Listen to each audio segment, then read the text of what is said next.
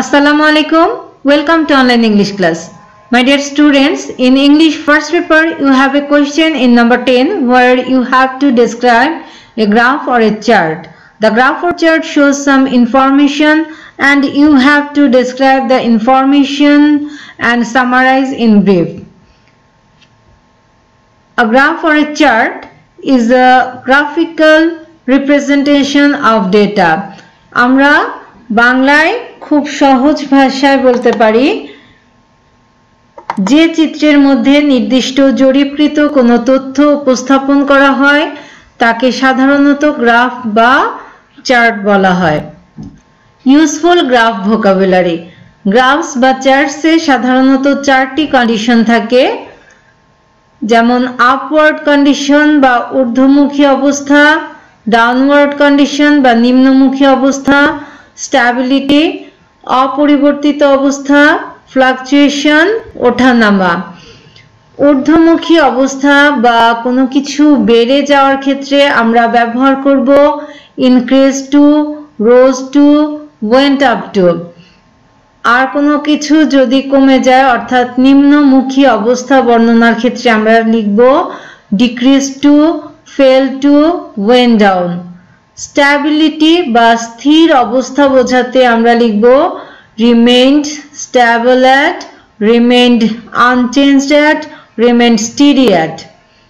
Fluctuation বোঝাতে লিখব fluctuated অথবা has a fluctuating tendency. Changes, এই যে চেঞ্জগুলো হচ্ছে হয়তো ক্রমান্বয়ে বেড়ে যাচ্ছে বা কমে যাচ্ছে, আবার হয়তো ফ্লাকচুয়েট করছে, ওঠানামা করছে, এই পরিবর্তনগুলোর ক্ষেত্রে আমরা কিছু অ্যাডভার্ব ব্যবহার করতে পারি, যেমন স্লাইটলি, অল্প বাড়লে বা কমলে আমরা লিখব স্লাইটলি। একই ধরনের রেটে বা একই পরিমাণে যখন ক্রমান্বয়ে বাড়ছে বা কমছে এরকম বোঝায় তখন লিখব গ্র্যাজুয়ালি। আর হঠাৎ করে অনেক বেশি হয়ে গেলে সাডেনলি বা ড্রামাটিক্যালি। টপ, যখন কোনো কিছু একেবারে শীর্ষ অবস্থানে চলে যায় চার্টের তখন আমরা লিখব সাবজেক্ট লিখে রিচড ইটস হাইয়েস্ট লেভেল। আর যখন একেবারে নিচের পর্যায়ে থাকে, বটমে থাকে, তখন লিখব the lowest level. Graph chart বর্ণনার ক্ষেত্রে প্রথমে একটি টাইটেল লিখতে হবে, তারপর the graph as given in the question paper shows থেকে শুরু করে কোয়েশ্চেনের এই সেন্টেন্সটির প্রায় শেষ পর্যন্ত অর্থাৎ ফ্রম এর পূর্ব পর্যন্ত লিখতে হবে। The survey period ranges from, প্রথম সাল লিখে টু শেষ সাল লিখতে হবে। The survey covering this year shows that লিখে একটি জেনারেল কমেন্ট করতে হবে। তারপর লিখতে হবে here informations R presented through vertical columns. Then as we can see in the graph লিখে সম্পূর্ণ গ্রাফটি বর্ণনা করতে হবে, তারপর ইনফরমেশন গুলো হাইলাইট করতে হবে এবং সবশেষে কনক্লুশন লিখতে হবে। গ্রাফ এন্ড চার্ট এক প্যারাতেও লেখা যায়, আবার একাধিক প্যারা করেও লেখা যায়, তবে national curriculum and text book বোর্ডের যে স্যাম্পল কোয়েশ্চেন এবং এর অ্যান্সার শিট সেখানে এক প্যারাতে দেয়া আছে।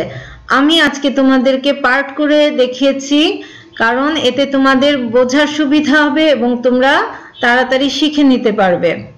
এখন আমরা দুটো স্যাম্পল কোয়েশ্চেন নিয়েছি এবং সেটা থেকে কিভাবে ডেসক্রাইব করতে হয় তা দেখে নেব। এখানে দুটো কোয়েশ্চেন নেওয়ার কারণ হচ্ছে একটিতে গ্র্যাজুয়াল ইনক্রিজ দেখানো হয়েছে, আরেকটিতে আছে ফ্লাকচুয়েশন, কোথাও কম কোথাও বেশি। দুটো একসঙ্গে নিয়ে আমাদের উদ্দেশ্য হচ্ছে একটি ডেসক্রিপশন শিখে যেন আমরা অনেকগুলো গ্রাফ চার্ট লিখতে পারি। তাই আমরা একটি ফরম্যাটে দুই ধরনের গ্রাফ চার্ট কিভাবে লেখা যায় সেটা একসঙ্গে দেখব এবং তারপর ক্লাসের শেষে আমরা আরেকটি গ্রাফ চার্ট করব সম্পূর্ণ অন্যরকম, কিন্তু ডেসক্রিপশনটা থাকবে সেম। আমরা এই দুটোর ক্ষেত্রে যে ডেসক্রিপশন ব্যবহার করেছি সেখানেও একই ডেসক্রিপশন দিব, কিন্তু বিষয়বস্তু হবে সম্পূর্ণ ভিন্ন ধরনের। আর আজকের ক্লাসে আমি তিনটি গ্রাফ চার্ট ব্যবহার করছি। এই তিনটি গ্রাফ চার্টই তোমাদের পরীক্ষার জন্য অত্যন্ত গুরুত্বপূর্ণ, তাই আশা করি তোমরা খুব মন দিয়ে দেখবে। কোয়েশ্চেন নাম্বার 10, এটা 10 নাম্বার কোয়েশ্চেনে আসে এবং এতে 10 নাম্বার থাকে। The graph below shows the gradual rate of internet users or literacy rate in Bangladesh from 2000 or 1995 to 2012 to or 2010. Describe the graph in at least 80 words. You should highlight the information and summarize the information given in the graph. তাহলে question থেকে আমরা যে অংশটা নিব সেই অংশটুকু underline করে রেখেছি। আমাদের প্রথম স্টেপস হলো টাইটেল লেখা। আমরা এখানে টাইটেল লিখব। প্রথমটির ক্ষেত্রে লিখব gradual rate of internet users in Bangladesh, আর দ্বিতীয়টির ক্ষেত্রে টাইটেল হবে লিটারেসি রেট অফ বাংলাদেশ। তারপর গ্রাফ শুরু করব। The graph as presented in the question paper shows, এখানে সবুজ কালার করা যে অংশ, এই অংশটা তোমরা চাইলে স্কিপ করতে পারো। যদি কারো কাছে মনে হয় যেটা কঠিন লাগছে বা মনে থাকবে না, তাহলে এই অংশটা ছেড়ে দিতে পারো, তবে এটা লিখতে পারলেই সুন্দর হয়। The graph as presented in the question paper shows the, লিখে এখানে বিষয়টি লিখবে। তাহলে প্রথম গ্রাফের ক্ষেত্রে আমরা লিখব the gradual rate of the internet users in Bangladesh, আর দ্বিতীয়টির ক্ষেত্রে লিখব the literacy rate in Bangladesh, কিন্তু from থেকে সালগুলো লিখব না। এরপর লিখব the survey period ranges from, এখানে আমরা ফ্রম এর পর যে সাল এবং টু এর পরে যে সালটা উল্লেখ থাকবে সেগুলো লিখে দিব, অর্থাৎ ফ্রম এর পর থাকবে প্রথম সাল এবং টু এর পর লিখতে হবে একদম শেষে যে সালটা। The graph covering these years shows that the percentage of the number of, আবার কি দিব, বিষয়টাই উল্লেখ করব, is increasing or decreasing or fluctuating. increasing বা decreasing এর ক্ষেত্রে আমরা gradually বা day by day, rapidly এগুলা ব্যবহার করব, আর fluctuating এর ক্ষেত্রে ব্যবহার করব frequently, ঘন ঘন। তাহলে এখানে কি হবে, number of internet users or literacy rate of Bangladesh is increasing or decreasing or fluctuating frequently.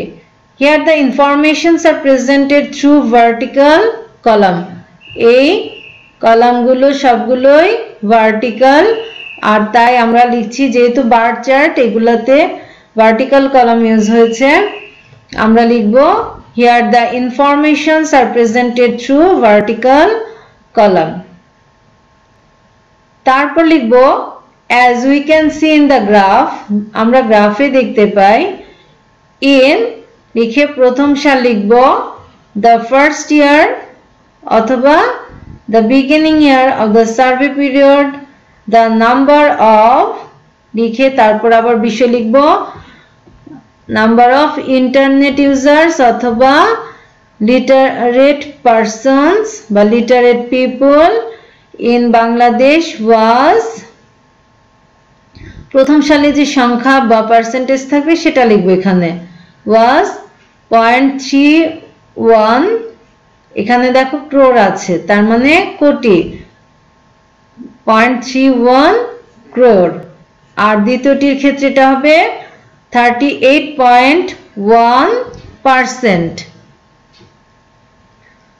আবার দেখো and in the next year, অর্থাৎ পরবর্তী বছর, এখানে লিখব দ্বিতীয় সাল 2002 অথবা 2000, it rose to, দেখো দুটোর ক্ষেত্রে বৃদ্ধি পেয়েছে তাই it rose to ব্যবহার করব, it rose to অথবা increased to লিখে দ্বিতীয় সালের যে সংখ্যা বা পার্সেন্টেজ আছে সেটা লিখব। ইট rose to 1.5 crore অথবা 56%. The increasing, decreasing, fluctuating tendency is also noticeable in the next 2 years. প্রথমটির ক্ষেত্রে আমরা ইনক্রিজিং টেন্ডেন্সি লিখব, কিন্তু দ্বিতীয়টির ক্ষেত্রে দেখা যাচ্ছে যে পরবর্তী 2 বছর এটা কমেছে, তাহলে দ্বিতীয়টির ক্ষেত্রে লিখব ডিক্রিজিং টেন্ডেন্সি। সেই ক্ষেত্রে আমরা অলসো লিখব না, প্রথমটি ইনক্রিজিং এর ক্ষেত্রে লিখব অলসো, কিন্তু দ্বিতীয় চার্টের ক্ষেত্রে অলসো লিখব না। তাহলে প্রথম সেন্টেন্সে আমরা লিখব, প্রথম চার্টের ক্ষেত্রে লিখব the increasing trend is also noticeable in the next 2 years। আর দ্বিতীয়টির ক্ষেত্রে লিখব decreasing trend is noticeable in the next 2 years। পরবর্তী 2 বছরে এটা হ্রাস পাওয়ার একটি প্রবণতা দেখা দিয়েছে। ইন লিখে তৃতীয় সালটি এখানে লিখব 2003 অথবা 2001 দিয়ে লিটারেসি ইন্টারনেট ইউজার্স অথবা লিটারেসি রেট ওয়াজ, তারপর আবার এখানে সংখ্যা দিব 2.43 crore, আর এখানে আছে 47.9%। and in এখানে লিখব চতুর্থ সাল 2005 অথবা এখানে 2003 it was 3 crore, আর এখানে 43.1%। again লিখে in, তারপরে পঞ্চম সালটিও আমরা এখানে লিখে ফেলব। পঞ্চম সাল কি আছে 2007। the internet users was 5 crore।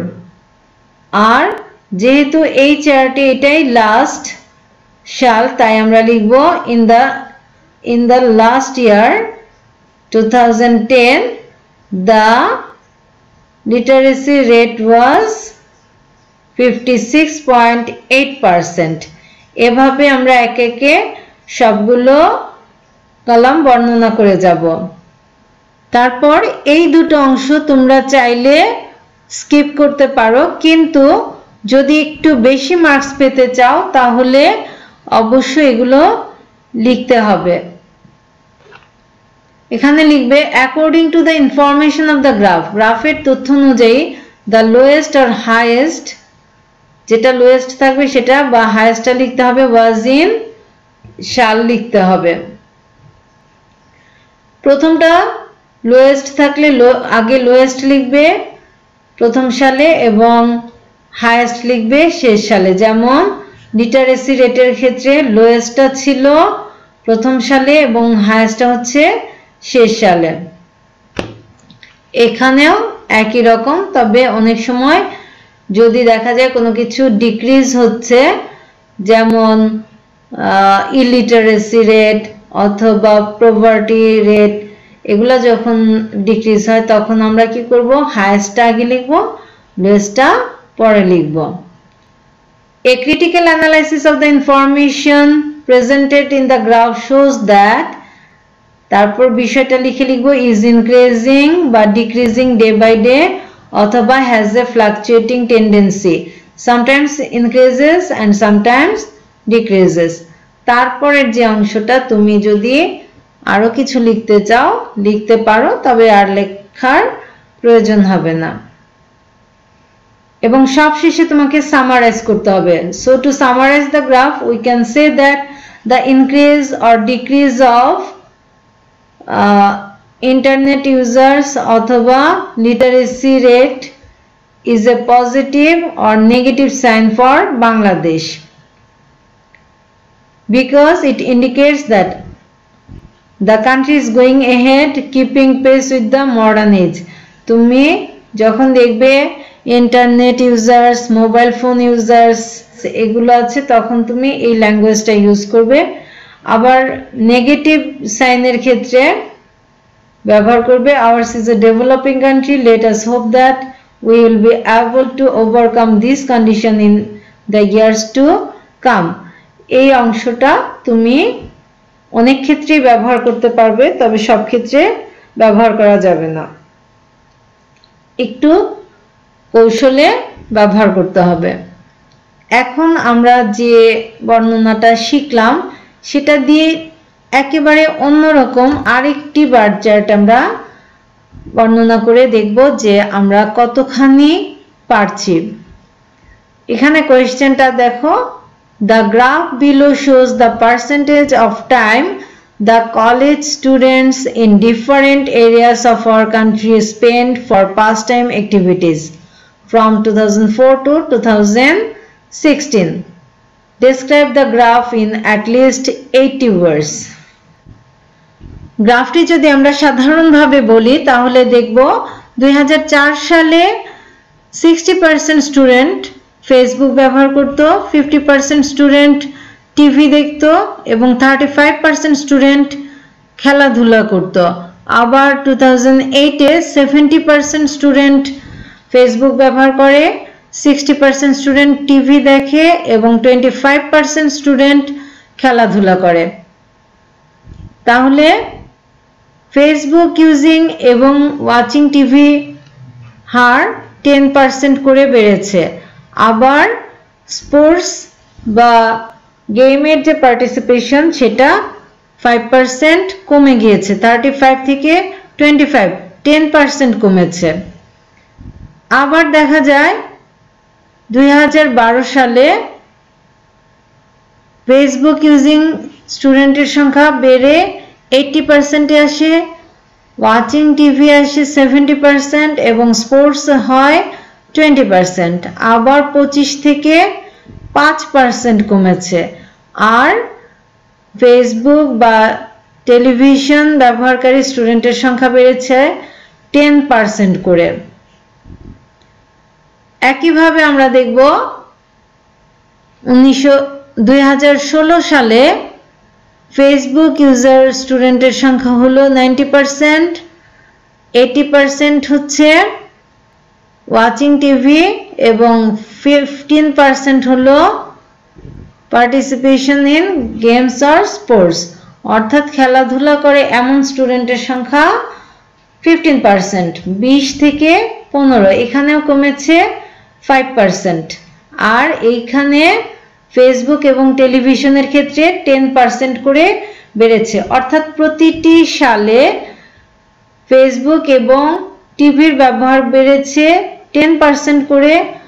আর খেলাধুলার ক্ষেত্রে প্রথমে হঠাৎ করে 10% কমে যায় এবং তার পরবর্তী ধাপগুলোতে 5% করে কমে।